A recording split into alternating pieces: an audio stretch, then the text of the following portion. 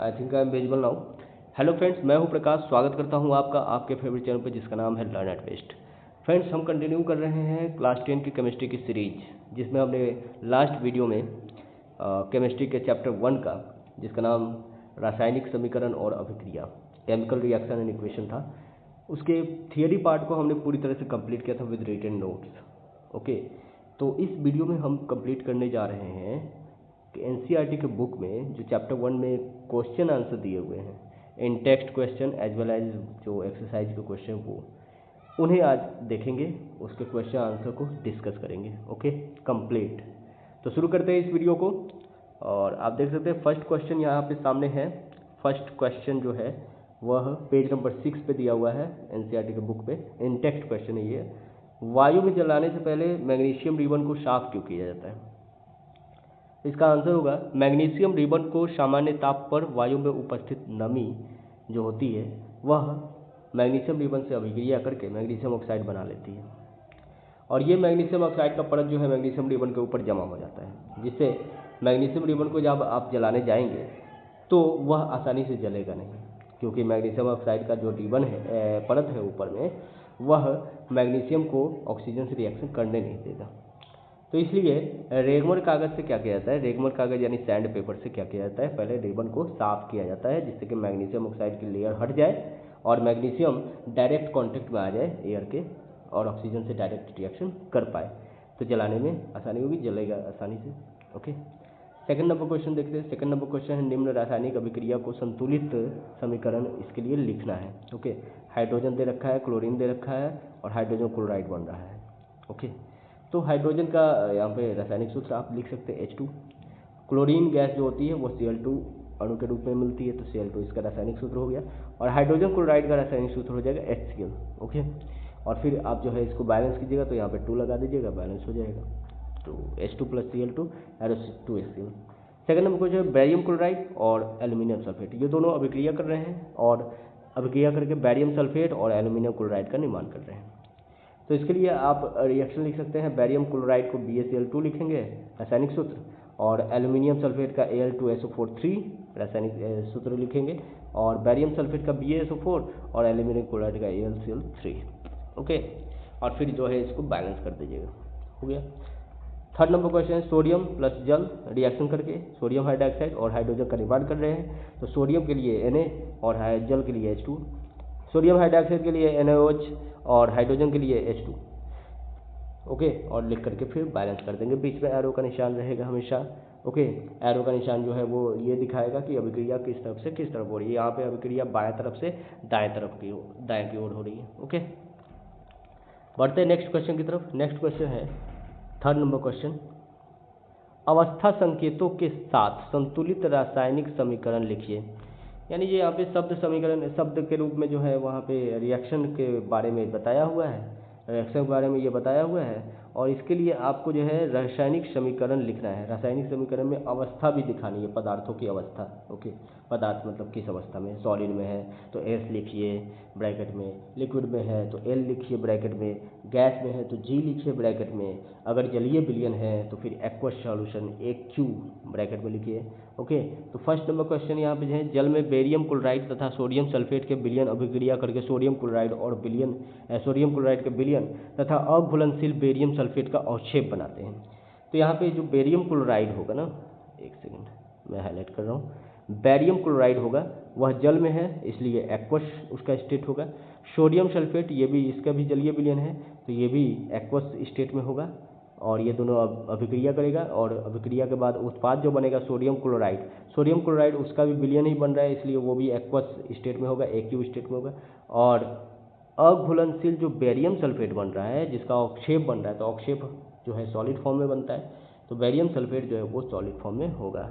तो इसका आंसर जो है हमने यहाँ पे दे रखा है, आप देख सकते हैं यहाँ पे आंसर है विद स्टेट दिखाया हुआ AQ, इसका AQ और इसका solid. Okay, third number question देखते हैं। सेकंड नंबर क्वेश्चन, इसमें सोडियम हाइड्रोक्साइड का विलयन जल में हाइड्रोक्लोरिक अम्ल के विलयन जल में से अभिक्रिया करके सोडियम क्लोराइड का विलयन तथा जल बनाते हैं। तो सोडियम हाइड्रोक्साइड का एक्वस स्टेट हो जाएगा, HCl का एक्वस स्टेट, NaCl का एक्वस और H2O का लिक्विड स्टेट हो जाएगा। ओके, बढ़ते हैं नेक्स्ट क्वेश्चन की तरफ। यहाँ पे पेज नंबर 11 की क्वेश्चन। अब किसी पदार्थ X के विलयन का उपयोग सफेदी करने के लिए होता है। ओके, तो पहले नंबर क्वेश्चन में ये पूछ रहा है कि पदार्थ X का नाम क्या है। पदार्थ X का नाम बताना है और केमिकल फार्मूला बताना है। तो पदार्थ X का नाम हो जाएगा बिना बुझा हुआ चूना यानी क्विकलाइम। क्विकलाइम का प्रयोग जो है क्या किया जाता है, बिना बुझा हुआ चूना का ही यूज जो है सफ़ेदी करने के लिए किया जाता है। ठीक है, उसके विलयन का प्रयोग किया जाता है। ओके, तो क्विकलाइम का विलयन पहले बनाया जाता है, मतलब पानी में डाला जाता है और उससे कैल्शियम हाइड्रोक्साइड बनता है और वो कैल्शियम हाइड्रोक्साइड यानी सिलेक्ट लाइम का ही यूज किया जाता है पुताई करने में, घरों की पेंटिंग आई मीन पुताई करने में चूने का प्रयोग जो कीट करते हैं ना, वो है। ओके, और दूसरे नंबर क्वेश्चन में ये पूछ रहा है कि जो रिएक्शन होता है ना कि बिना बुझा हुआ जल जो है वह जल के साथ, बिना बुझा हुआ चूना जो है जल के साथ अभिक्रिया करके कैसे फिर रिएक्शन करता है उसको दिखाना है। तो बिना बुझा हुआ चूना जल के साथ अभिक्रिया करके बुझा हुआ चूना यानी सेक लैम्प बनाता है और उसमें मुक्त होती है, उसके लिए ये रिएक्शन। ओके, इसमें नोट में एक्स्ट्रा बातें जुड़ी हुई हैं, एक्स्ट्रा बातें थोड़ी बहुत जानकारी आपको होनी चाहिए कि चूना जो है वह पहले जो होता है कैल्शियम ऑक्साइड होता है यानी कि बिना बुझा हुआ चूना क्विकलाइम, और उसको जो है पानी में जब डाला जाता है तो पानी में वो फूलता है तो क्या होता है, पानी का तापमान बढ़ता है यानी वो खौलने लगता है और ऊष्मा मुक्त होती है उसमें। ये एक ऊष्मा क्षेपी अभिक्रिया भी कर सकते हैं, एक्सोथर्मिक रिएक्शन भी कर सकते हैं क्योंकि इसमें ऊष्मा मुक्त हो रही है और ऊष्मा मुक्त होती है फिर जो है फूल जाता है जब चूना पूरी तरह से, तो कैल्शियम हाइड्रोक्साइड में बदल जाता है। पहले रहता है CaO और फिर जो है वाटर से अभिक्रिया करके और कैल्शियम हाइड्रोक्साइड में बदल जाता है। इसी सिलेक्ट लाइम को जो है पुताई करने में यूज किया जाता है। जब पुताई कर दिया जाता है तो ये कैल्शियम हाइड्रोक्साइड जो है वो फर्दर क्या होता है, वायु में जो उपस्थित कार्बन डाइऑक्साइड है उस कार्बन डाइऑक्साइड से रिएक्शन करता है और उसके बाद धीरे धीरे कैल्शियम कार्बोनेट का निर्माण करता है। वही जो है चूना धीरे धीरे चूने का पतला लेयर बन जाता है दीवार पे जो लेयर बन जाता है वो कैल्शियम कार्बोनेट का लेयर होता है लाइमस्टोन का। ठीक है, और वाटर जो है वो रिलीज हो जाता है, मतलब पानी जो है वो भाप के रूप में उड़ जाता है और ये जो कैल्शियम कार्बोनेट होता है वह चूना जो है वो चमकने लगता है। यही बताया गया है कि कैल्शियम हाइड्रोक्साइड का प्रयोग दीवारों को सफेदी करने के लिए किया जाता है।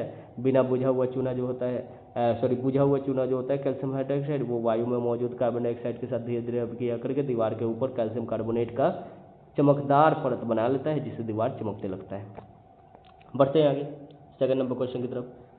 सेकंड नंबर क्वेश्चन में कह रहा है कि क्रियाकलाप 1.7 में एक परख नली में एकत्रित गैस की मात्रा दूसरे परख नली में एकत्रित गैस की मात्रा से दुगनी है, क्यों, ये बताना है। उस गैस का नाम भी बताना है। तो जो क्रियाकलाप 1.7 था उसको आप देखेंगे, बुक में दिया हुआ है क्रियाकलाप 1.7। उस एक्टिविटी को देखिएगा तो उसमें बताया गया कि जल का वैद्युत अपघटन कराया गया है जिसके फलस्वरूप एक परख नली में हाइड्रोजन गैस और दूसरी में ऑक्सीजन गैस एकत्रित हुई है।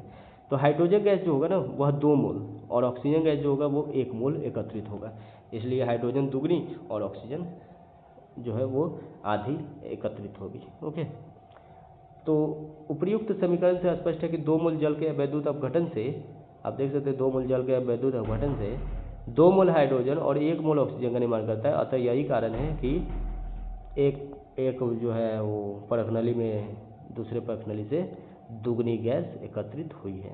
ठीक है, और उस गैस का नाम क्या है जो दुगनी एकत्रित हो रही है, उस गैस का नाम है हाइड्रोजन गैस एकत्रित हो रही है दुगनी। ओके, बढ़ते हैं नेक्स्ट क्वेश्चन की तरफ।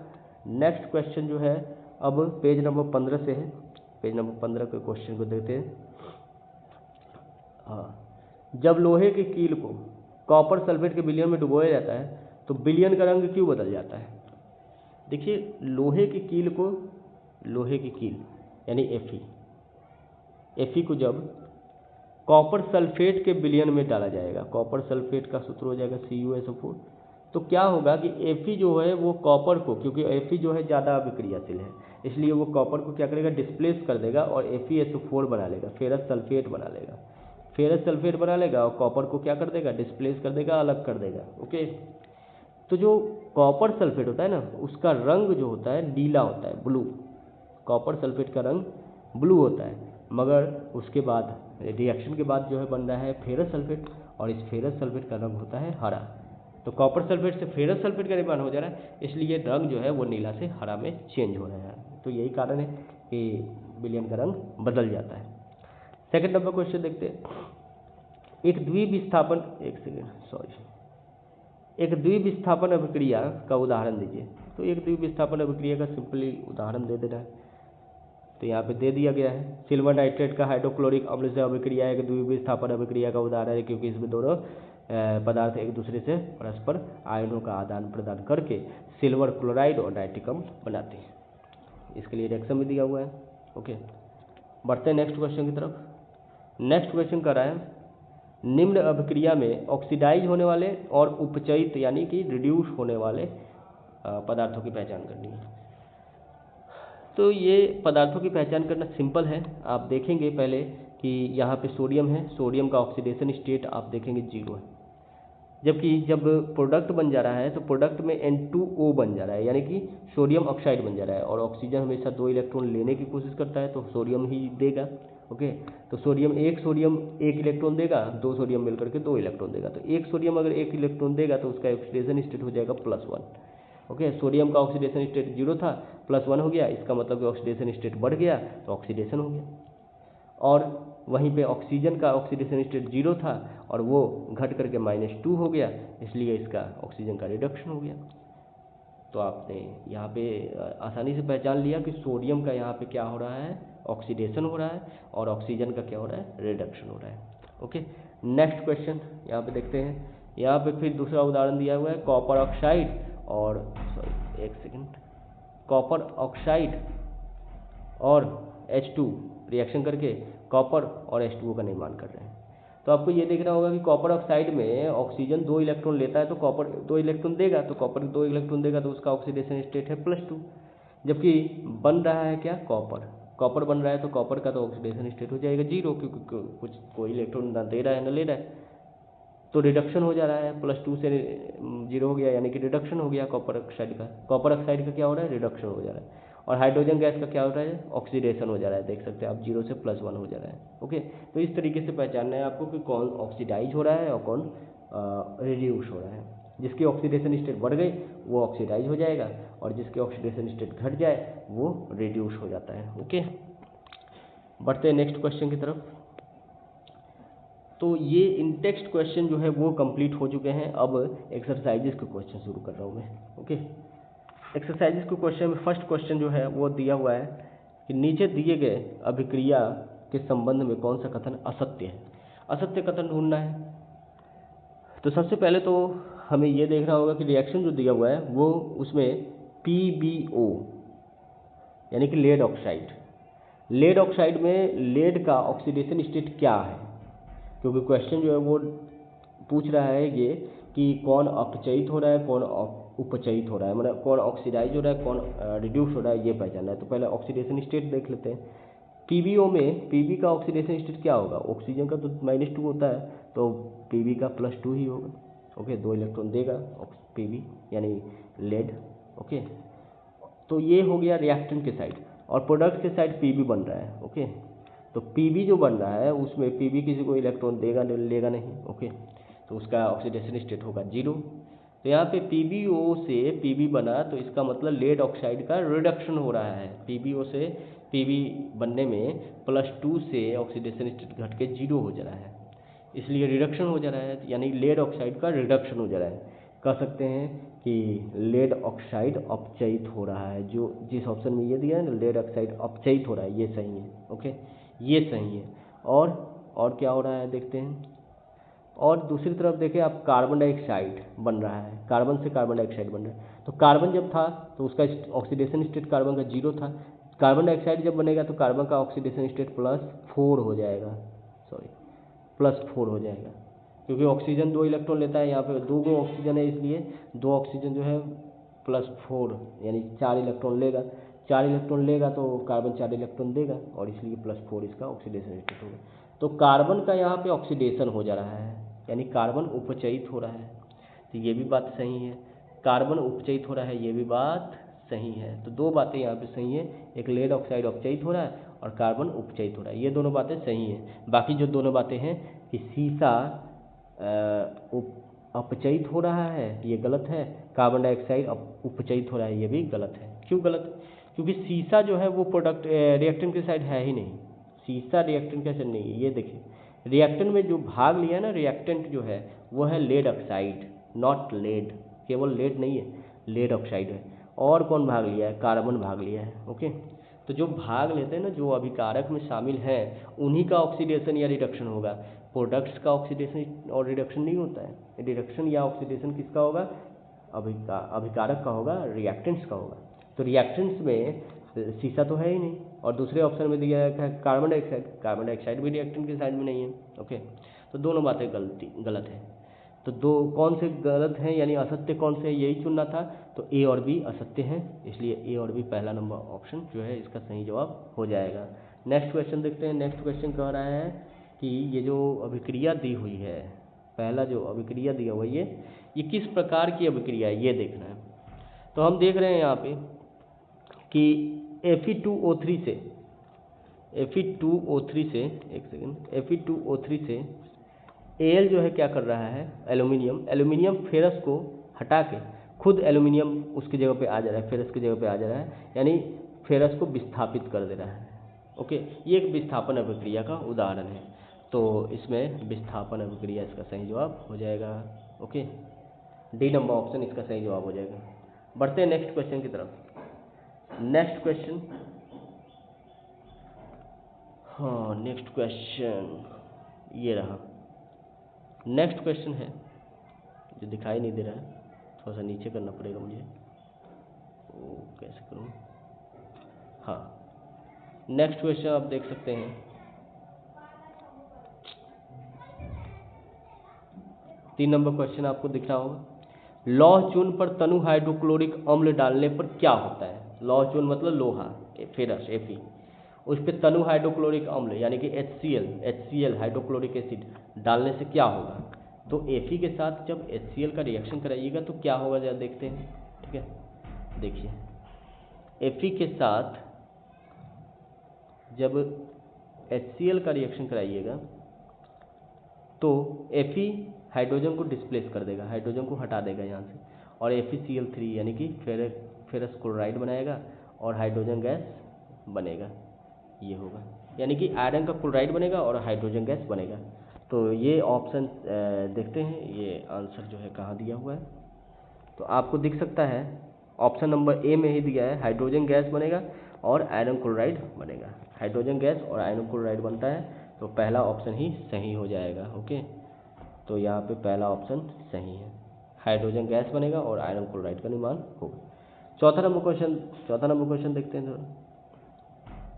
संतुलित रासायनिक समीकरण क्या है, यानी बैलेंस्ड केमिकल इक्वेशन क्या है, और रासायनिक समीकरण को संतुलित करना क्यों आवश्यक है, क्यों जरूरी है? तो इसके आंसर को हम देखते हैं। यहाँ पे चौथा नंबर क्वेश्चन का आंसर आपको दिख जाएगा, दिया हुआ है। जब किसी रासायनिक अभिक्रिया को रासायनिक सूत्रों और संकेतों की मदद से संक्षिप्त रूप में इस प्रकार लिखा जाए कि अभिकारक और उत्पाद दोनों ही तरफ विभिन्न तत्वों के जो परमाणुओं की संख्या होती है वो समान हो, तो उसे संतुलित रासायनिक समीकरण यानी बैलेंस्ड केमिकल इक्वेशन कहा जाता है। ओके, जैसे ये रिएक्शन। ओके, अब संतुलित करने की जरूरत क्या है? रासायनिक समीकरणों को संतुलित क्यों करना चाहिए या संतुलित रूप में क्यों लिखना चाहिए? तो रासायनिक समीकरणों को संतुलित करके ही लिखना इसलिए चाहिए क्योंकि द्रव्यमान संरक्षण का नियम कहता है कि द्रव्यमान न तो सृजित होता है और न ही नष्ट होता है, यह केवल अपना रूप परिवर्तित कर लेता है। एक संतुलित रासायनिक समीकरण ही हमेशा द्रव्यमान संरक्षण के नियम का पालन करता है, इसलिए रासायनिक समीकरणों को संतुलित रूप में लिखना जरूरी होता है ताकि द्रव्यमान संरक्षण के नियम का पालन हो सके। ओके, बढ़ते हैं नेक्स्ट क्वेश्चन की तरफ। नेक्स्ट क्वेश्चन कहाँ मिलेगा? हाँ, नेक्स्ट क्वेश्चन 5वां नंबर क्वेश्चन यहाँ पे दिया हुआ है। 5वां नंबर क्वेश्चन कह रहा है निम्न कथनों को रासायनिक समीकरण के रूप में परिवर्तित करके उनको संतुलित करना है।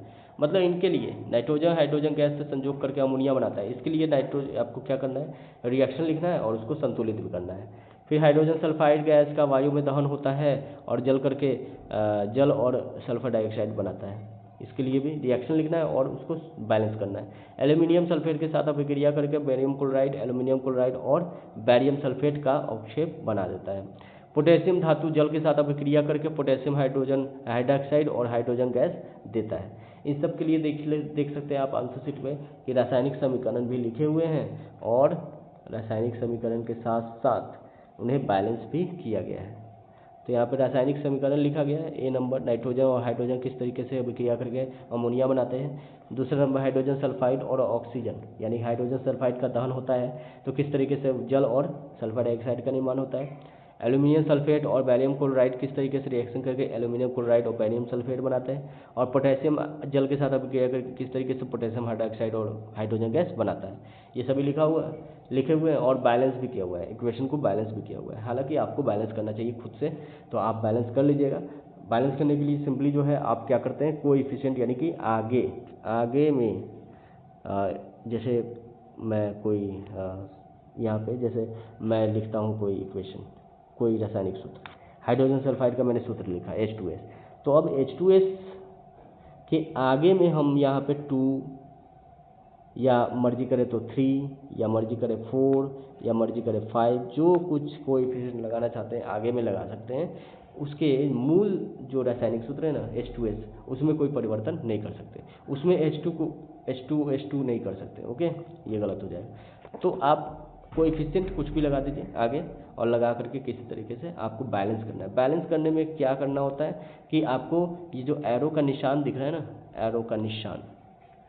एरो के निशान के दोनों ही तरफ, यानी लेफ्ट साइड में और राइट साइड में आपको विभिन्न जो तत्व दिख रहे हैं, विभिन्न तत्वों के परमाणु, उसकी संख्या बराबर होनी चाहिए दोनों तरफ। जैसे हाइड्रोजन है यहाँ पे और सल्फाइड, हाइड्रोजन सल्फाइड में हाइड्रोजन है और सल्फर है, यहाँ ऑक्सीजन है। तो ये 3 तत्व हैं, हाइड्रोजन, सल्फर और ऑक्सीजन। तीनों तत्वों की संख्या इस साइड यानी कि एरो के लेफ्ट साइड में जितनी होनी चाहिए, राइट साइड में भी उतनी होनी चाहिए। ओके, इसको ही करना जो है संतुलित समीकरण कहलाता है। तो उम्मीद करता हूँ आप कर लेंगे। आगे बढ़ता हूँ 6 नंबर क्वेश्चन पे। 6 नंबर क्वेश्चन को देखिए।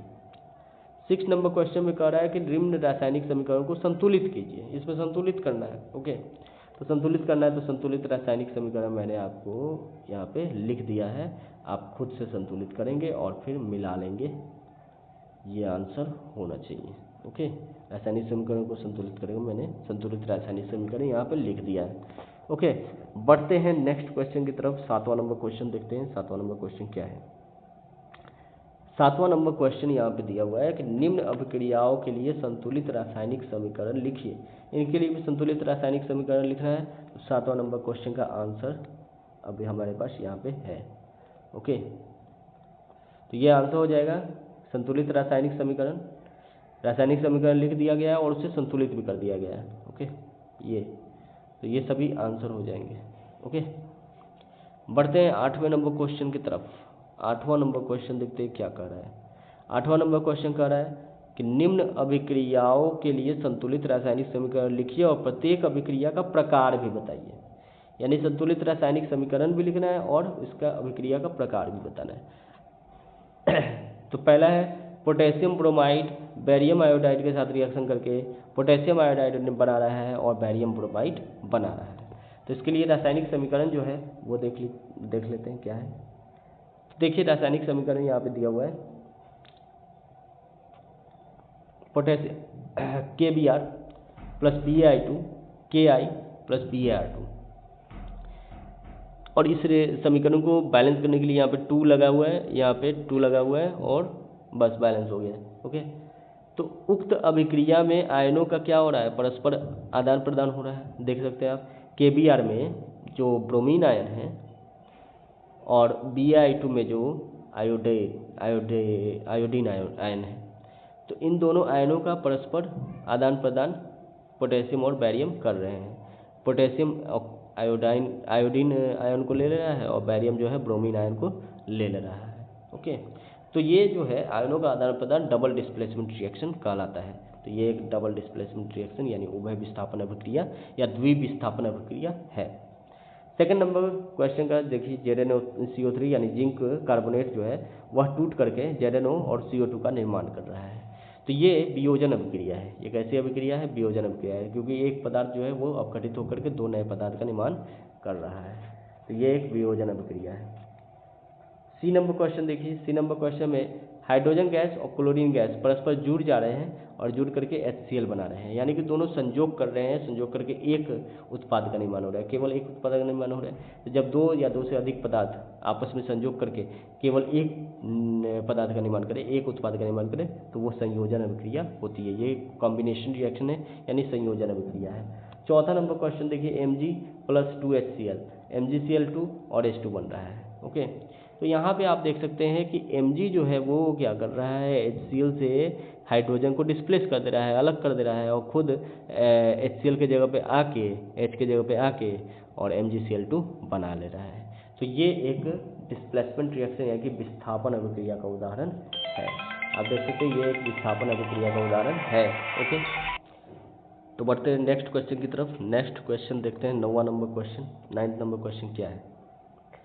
9th नंबर क्वेश्चन कर रहा है ऊष्माक्षेपी और ऊष्माशोषी अभिक्रिया का क्या अर्थ है, उसका उदाहरण देना है। ठीक है, ऊष्माक्षेपी मतलब एक्सोथर्मिक रिएक्शन और ऊष्माशोषी मतलब इंडोथर्मिक रिएक्शन क्या होते हैं और उनका उदाहरण देना है।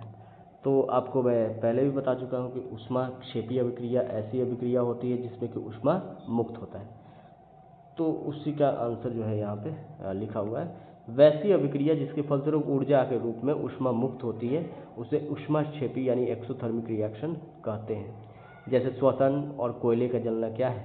ऊष्माक्षेपी अभिक्रिया है।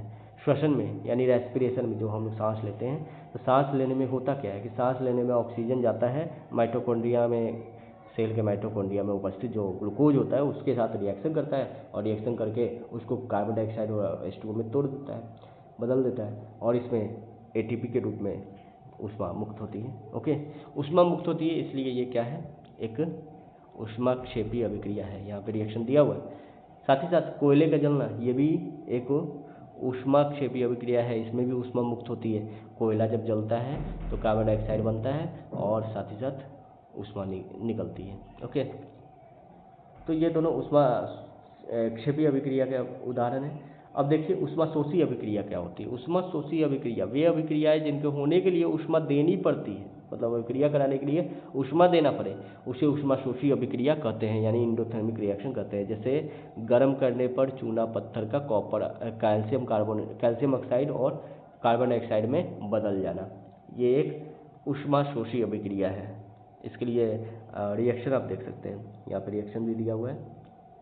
ओके, देखिए गर्म करने पे कैल्शियम कार्बोनेट जो होता है, चूना पत्थर यानी कैल्शियम कार्बोनेट जो है वो गर्म करने पर टूट रहा है कैल्शियम ऑक्साइड में और कार्बन डाइऑक्साइड में। अगर नहीं गर्म किया जाए तो नहीं टूटेगा, यानी इसमें ऊष्मा देनी पड़ रही है रिएक्शन कराने के लिए, तो ये ऊष्माशोषी अभिक्रिया है।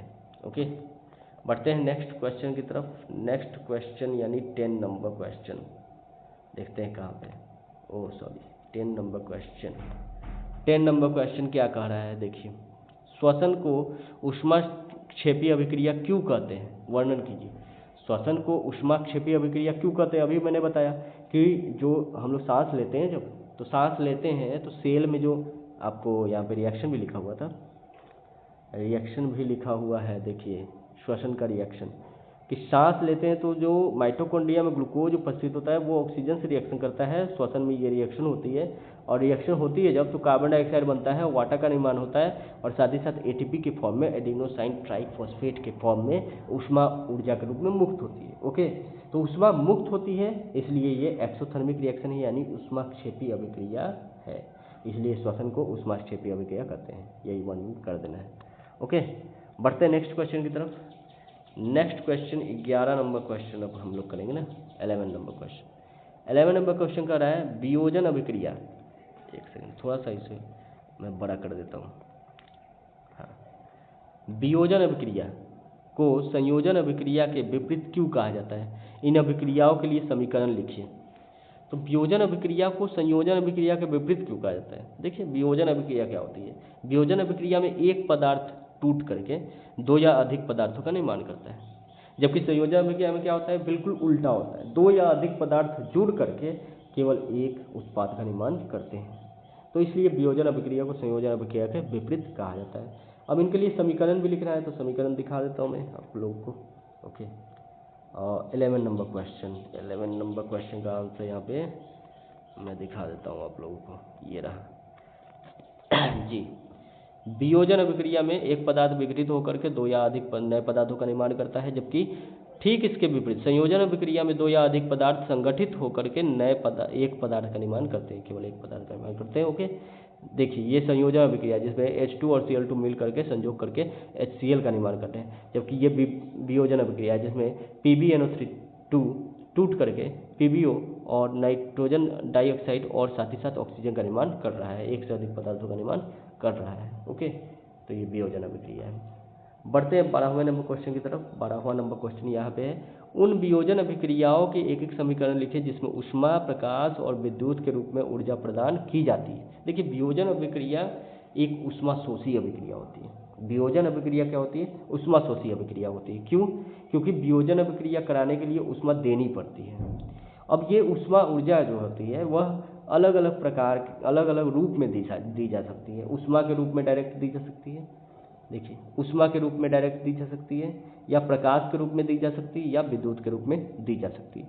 तो आपको अलग अलग एक एक रिएक्शन लिखना है जिसमें ये दिखाना है कि किसमें ऊष्मा दी जा रही है, किसमें प्रकाश और किसमें विद्युत दिया जा रहा है, और ये डिसोसिएशन रिएक्शन यानी कि वियोजन अभिक्रिया डिकम्पोजिशन रिएक्शन कराया जा रहा है। ओके, देखिए इसके लिए मैंने यहाँ पे रिएक्शन लिखा हुआ है, उसे मैं दिखा देता हूँ। हाँ, ये है वियोजन अभिक्रिया के अलग अलग प्रकार। देखिए यहाँ पे पहला रिएक्शन है, इसमें आप देख सकते हैं PbNO3 जो है वो टूट करके PbO NO2 और O2 का निर्माण कर रहा है। इसमें ऊष्मा ऊर्जा जो है वो ऊष्मा के रूप में यानी थर्मल रूप में दी जाती है। ओके, तो ये कहलाएगा ऊष्मीय वियोजन अभिक्रिया यानी थर्मल डिकम्पोजिशन रिएक्शन। जब ऊष्मा के द्वारा ऊर्जा दी जाए ऊष्मा के रूप में तो इसे कहते हैं थर्मल डिकम्पोजिशन रिएक्शन। और जब यही ऊर्जा जो है वो विद्युत के रूप में दे करके और तब वियोजन अभिक्रिया कराई जाए तो उसे वैद्युत अपघटन अभिक्रिया कहते हैं, इलेक्ट्रोलाइटिक डिकम्पोजिशन रिएक्शन कहते हैं। देखिए यहाँ पे H2O जो है वह विद्युत धारा प्रवाहित करने पर H2 और O2 में बदल जा रहा है, टूट जा रहा है। ओके, और इसी प्रकार ऊर्जा जो है वो प्रकाश, सूर्य के प्रकाश से मिले अगर, और सूर्य के प्रकाश की उपस्थिति में कोई पदार्थ जो है वह टूट करके एक से अधिक पदार्थों का निर्माण करे तो उसे हम लोग प्रकाश अपघटनीय अभिक्रिया यानी फोटोलिथिक डिकम्पोजिशन रिएक्शन कहते हैं। देखिए इसके लिए रिएक्शन है AgBr, सूर्य के प्रकाश की उपस्थिति में टूट करके Ag और Br2 का निर्माण कर रहा है। ओके, बढ़ते हैं नेक्स्ट क्वेश्चन की तरफ। 13 नंबर क्वेश्चन कर रहा है विस्थापन और द्विविस्थापन अभिक्रियाओं में क्या अंतर है, इन अभिक्रियाओं के लिए समीकरण लिखना है। देखिए विस्थापन अभिक्रिया क्या है? विस्थापन अभिक्रिया जो है वो अभिक्रिया है जिसमें एक पदार्थ का कोई तत्व जो दूसरे पदार्थ के किसी तत्व से ज़्यादा अभिक्रियाशील है वह क्या करता है, वह दूसरे पदार्थ के एक तत्व को डिस्प्लेस करके उसके स्थान पर खुद आ जाता है। इसे मैं रिएक्शन के साथ आपको दिखा रहा हूँ। 13 नंबर क्वेश्चन देखिए, 13 नंबर क्वेश्चन का ये विस्थापन अभिक्रिया में अधिक क्रियाशील तत्व उससे कम अभिक्रियाशील तत्व को उसके यौगिक से विस्थापित करके नया पदार्थ बना देता है। जबकि द्विविस्थापन अभिक्रिया में क्या होता है? द्विविस्थापन अभिक्रिया में पदार्थों के बीच आयनों का आदान प्रदान यानी एक्सचेंज होता है और तब नए पदार्थों का निर्माण होता है। आप देख सकते हैं एग्जाम्पल के लिए ये एक विस्थापन अभिक्रिया है जबकि ये एक द्विविस्थापन अभिक्रिया है। क्यों? क्योंकि पहले अभिक्रिया में Fe जो है वो कॉपर को डिस्प्लेस कर दे रहा है कॉपर सल्फेट से और FeSO4 बना ले रहा है, जबकि दूसरे अभिक्रिया में Ag Mg के जगह पे और Mg Ag के जगह पे आ जा रहा है और AgCl और MgNO3 का निर्माण हो जा रहा है, माने आयनों का एक्सचेंज हो जा रहा है। ओके, तो ये द्विविस्थापन अभिक्रिया है। तो ये अंतर होता है विस्थापन और द्विविस्थापन अभिक्रिया में। ओके, बढ़ते हैं 14वें नंबर क्वेश्चन के तरफ। 14वां नंबर क्वेश्चन क्या कर रहा है थोड़ा देखते हैं। 14th नंबर क्वेश्चन कह रहा है सिल्वर के शोधन में सिल्वर नाइट्रेट के विलयन से सिल्वर प्राप्त करने के लिए कॉपर धातु द्वारा सिल्वर को विस्थापित किया जाता है। इस प्रक्रिया के लिए रासायनिक अभिक्रिया लिखनी है। ओके, तो इसके लिए रासायनिक अभिक्रिया यहाँ पे आपको दे रखा है। ओके, मैं दिखा देता हूँ। देखिए जब सिल्वर नाइट्रेट के विलयन में सिल्वर नाइट्रेट के विलयन में कॉपर को मिलाया जाता है तो कॉपर सिल्वर को क्या करता है, सिल्वर नाइट्रेट से विस्थापित कर देता है, क्योंकि कॉपर सिल्वर से अधिक क्रियाशील होता है। इस प्रकार सिल्वर धातु का शोधन किया जाता है। ये उसके लिए अभिक्रिया हो गई, रिएक्शन हो गया। ओके, ये इक्वेशन हो गया। चलिए 15वें नंबर क्वेश्चन की तरफ चलते हैं और देखते हैं 15वां नंबर क्वेश्चन क्या कर रहा है। अवक्षेपण अभिक्रिया से आप क्या समझते हैं, उदाहरण देकर समझाइए। देखिए अवक्षेपण अभिक्रिया क्या है, प्रेसिपिटेशन रिएक्शन क्या है।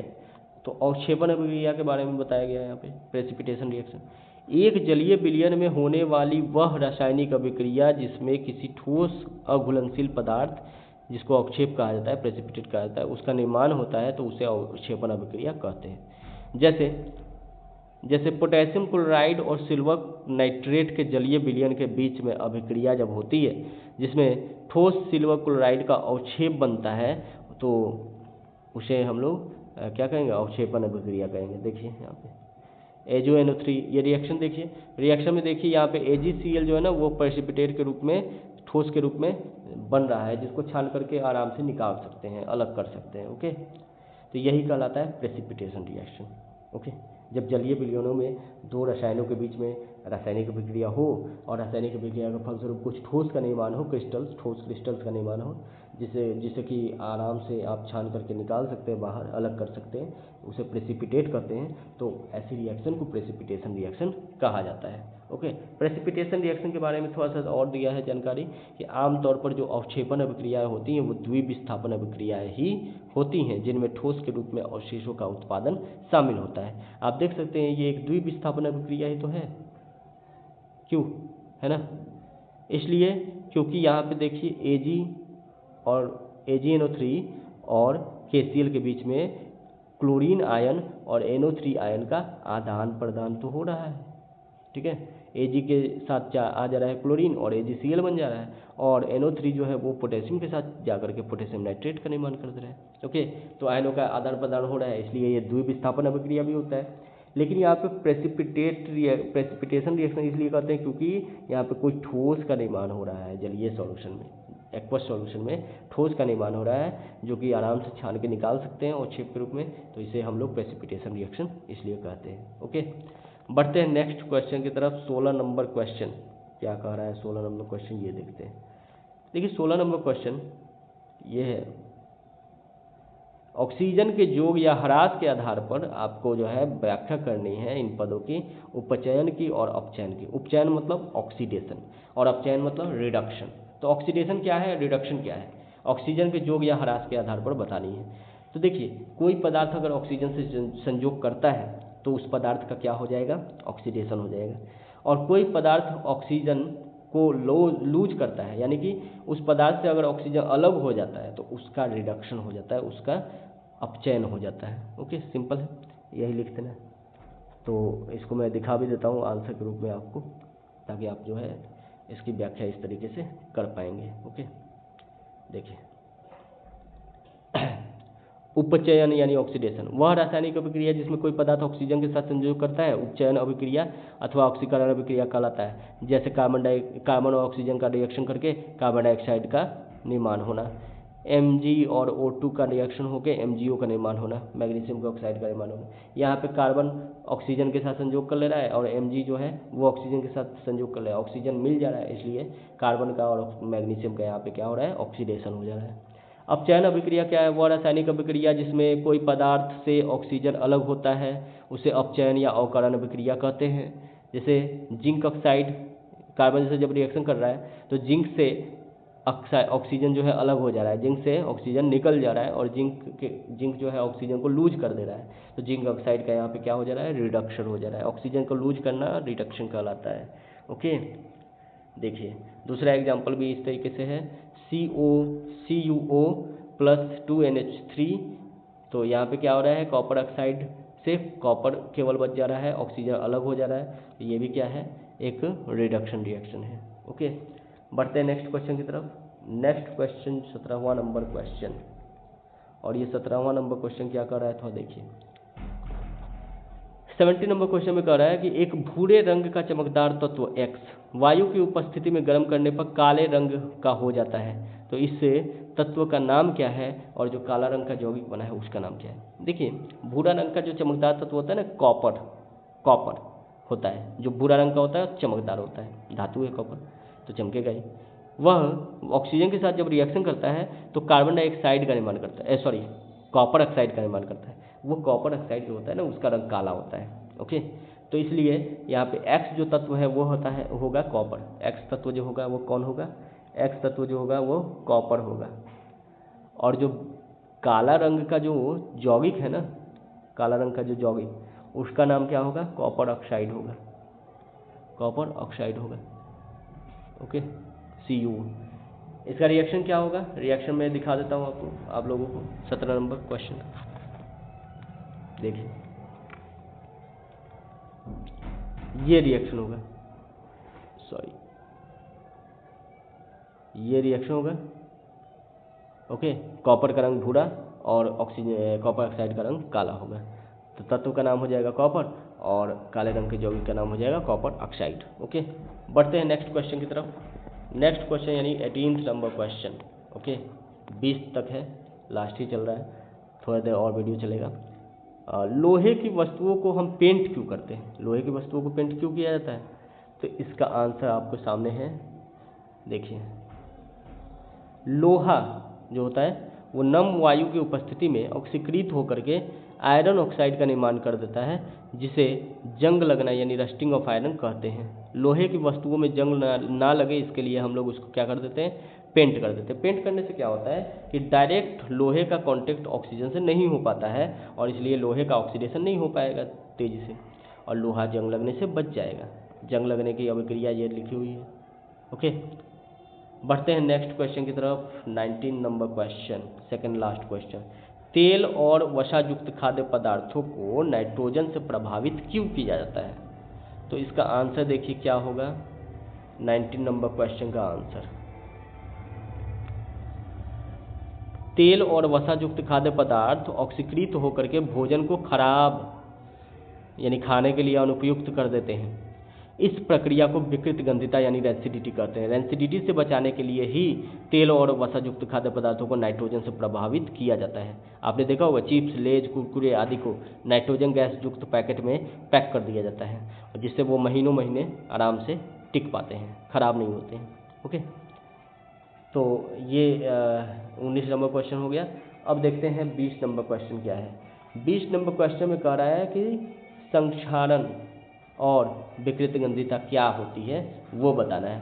तो हमने 18 नंबर क्वेश्चन में जो संचारण की बात की, संक्षारण और विकृत गंधिता क्या है, तो संक्षारण क्या होता है, देखिए लोहा जो है वह ऑक्सीजन से रिएक्शन करके लोहे का ऑक्साइड बनाया जाता है जिसे जंग लगना कहते हैं, ठीक है, रस्टिंग ऑफ आयरन कहते हैं।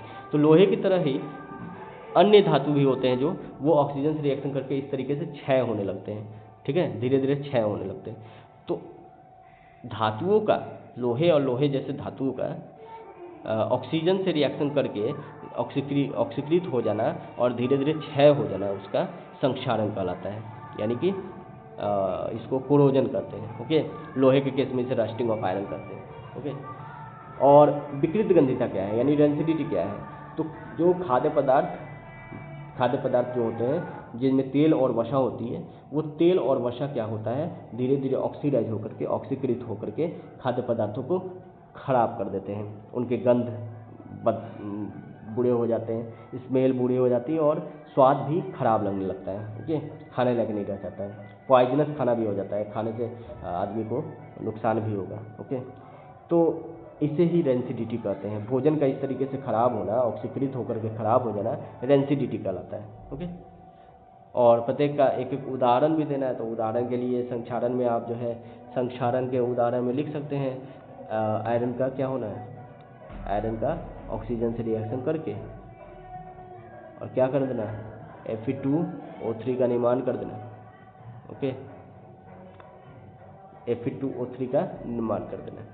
विकृत गंधिता का उदाहरण आप देख सकते हैं, जैसे खाने का सामान, जैसे चावल, देखते ही आप चावल जो है पका हुआ चावल अगर 2 दिन बाद या 3 दिन बाद अगर आप खाने जाए तो अजीब सा स्मेल आएगा और स्वाद भी खराब लगेगा, खाने के लायक भी नहीं रहेगा। ओके, तो इसे विकृत गंधिता कहते हैं। सब्जियां तो ज़्यादा जल्दी ही ख़राब हो जाती है गर्मी के दिन में। ओके, तो ये थे एनसीईआरटी के total in text question as well as exercise के क्वेश्चन पूरी तरह से हमने इस वीडियो में कवर कर लिया है। और इसके पहले वाले वीडियो में हमने थियरी तो कंप्लीट कर ही लिया है। तो चैप्टर 1 हमारे तरफ से पूरी तरह से कंप्लीट हो गया है, जिसका नाम था रासायनिक अभिक्रिया और समीकरण। ओके, अब हम नेक्स्ट वीडियो में चैप्टर 2 का इस तरीके से पूरा एक्सप्लेनेशन विद रिटन नोट्स लाएंगे, और उसके बाद अगले वीडियो में फिर हम लोग उसके भी इन टेक्स्ट क्वेश्चन एनसीईआरटी के बुक से और उसके साथ साथ एक्सरसाइजेस के क्वेश्चंस करेंगे। ओके, आई होप आप लोगों को मेरे ये वीडियोज से काफ़ी हेल्प मिल रहा होगा। और तो आप जो है इसे वीडियो को लाइक करें, जितना हो सके उसे शेयर करें, और साथ ही साथ अगर चैनल पे आप नए जुड़ रहे हैं तो चैनल को सब्सक्राइब जरूर कर लें। ओके, मिलते हैं नेक्स्ट वीडियो में, तब तक के लिए धन्यवाद।